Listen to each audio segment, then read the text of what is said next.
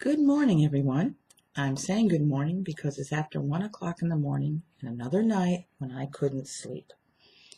And the reason why I couldn't sleep is because I'm going to do a little dissertation here on what is infuriating me and causing me to react in righteous indignation.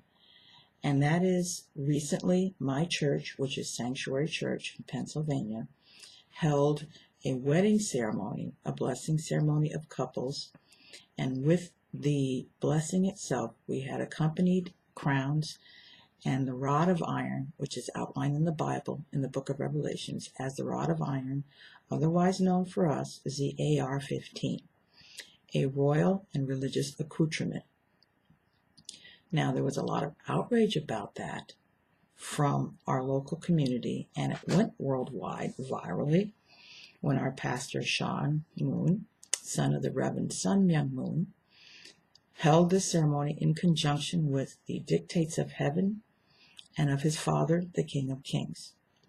Now, the problem with it is that the protesters that came about here locally, incidentally and unusually, well, let me take that back, it's not unusual, were white liberal Democrats who were decrying the fact that people were allowed to carry guns, that guns were present. And of course, on the aftermath of this horrific shooting in Florida, the one of many, where the perpetrator was toked up on all kinds of so-called antidepressants, as it always has been with every one of these boys who goes shooting up a school, that the medications caused this boy to snap.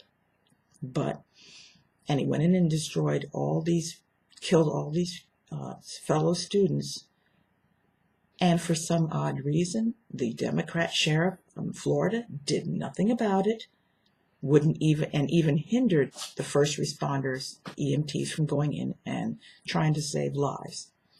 Now, my beef is going to be with the establishment of the Democrat white liberals who, for some strange reason, always have violent reactions when it comes to guns.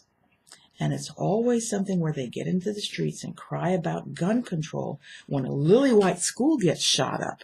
But I don't ever hear any of these white liberal Democrats coming up and screaming bloody murder every weekend when black kids are mowed down in Detroit, in Chicago, in LA, in New York, in New Orleans, and in Washington, D.C., and all the other places where we have our problems with gun control. Now, it's so interesting that they got up there and screamed and cried about how horrible it is that we would have AR-15s in a religious ceremony. Well, that's just too damn bad. This is still America. First Amendment rules still apply, much to your chagrin, but we're going to honor those rights to assembly, free speech, and the Second Amendment, which gives me the God-given right to carry my AR in church when my pastor wants us to bring it. Now, what I'm upset with is it's really unusual how all these white liberal Democrats want to come forth and scream about gun control when if the rapist goes into their house to rape their wife and their children, they're going to go get their guns and do something about it. But in my community, my neighborhood, my race, for some reason, they have a big problem with me having an AR-15 and all others. So the demonstration that they did in downtown Milford last week, interestingly enough, had no minorities, had no black people, had no Hispanics, had no Asians, and yet they're screaming in bloody murder about an Asian man in an interracial church with people from all over the world, from Muslim, from Christian, from Buddhist, from Catholic backgrounds, exercising their right to the Second Amendment to bring their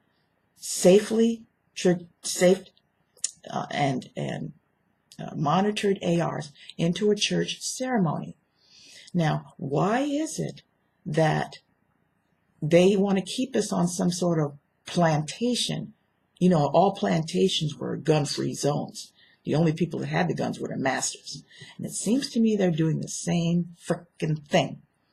They want to keep minorities disarmed, and they want to keep up the good old Democrat, tradition of the segregationist South, where the Democrat Party controlled the Ku Klux Klan, where the guys like Lester Maddox and George Wallace and Bull Connor and Al Gore Sr. were screaming segregation now and segregation forever, and refused to allow black people to own arms. And it was the NRA people that went into the Reconstruction South and armed ex-slaves so that they could defend their property, their lives, and their families against the Klan riders at that time. The NRA did that, not the white Southern Democrats. I'm a Republican, a conservative actually, of the party of Lincoln, the liberator. Okay? And for those who want to keep me on the plantation, you white liberal Democrats who want me never to have school choice, you want to let me send my children to a failing state-run school, you want to have all the Planned Parenthood centers in the African American communities, minority communities, where your founder, Margaret Sanger, Planned Parenthood, wanted to go around and make certain that the weeds of our society, i.e. blacks, Hispanics, and all the other minorities, were weeded out and exterminated through abortion.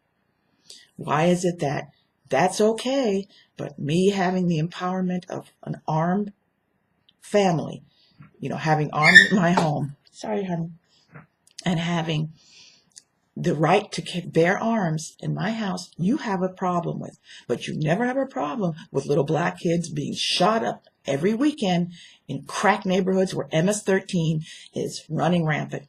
You don't have a problem with illegal immigrants coming here and displacing minority workers. You don't have a problem with gerrymandering, Tom Wolf, gerrymandering the state of Pennsylvania so you can have 100,000 more illegals voting and displacing and canceling out my vote as well as the rest of us American citizens.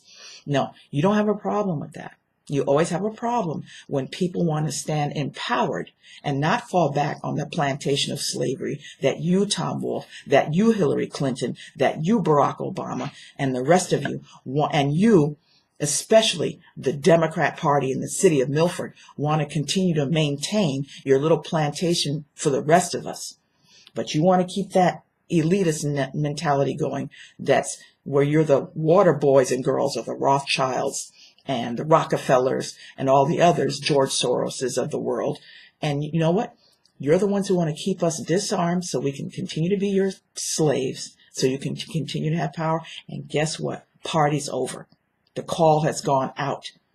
Now, for you American citizens, you Christians, Judeo-Christian foundation-loving people in this world, we're going to have a march. We're going down to Milford, and we are going to overcome march. We're going to sit there, and we're going to claim that the right of self-determination is a God-given right, the God-given right for me to carry my firearm, the God-given right for me to speak out in defense of my right to have firearms. And if you don't like it, that's just too bad. You're not shutting us down anymore, and you're not going to control our guns, because when you want to control our guns, you want to control us. Party's over. And I say that with all the faith in Jesus Christ, who has come to liberate us all. And if you don't like that, you slave taskmasters and your little overseers on the leash, you're going to have to just get over that, because there's going to be new sheriffs in town, and they're basically going to say hell no to gun control. If black lives matter, then black guns matter. Okay? I just want you to understand that. And I'm going to say that now as I sign off tonight, actually this morning. And I hope this goes out around the world. So you guys get on my Facebook page, Family Firearms Association. You can look us up. We're going to put the details of our march into Milford up there, time and date to be announced.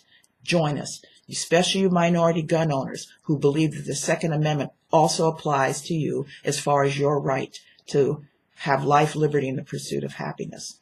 So thanks again, and I'll be seeing you very, very soon.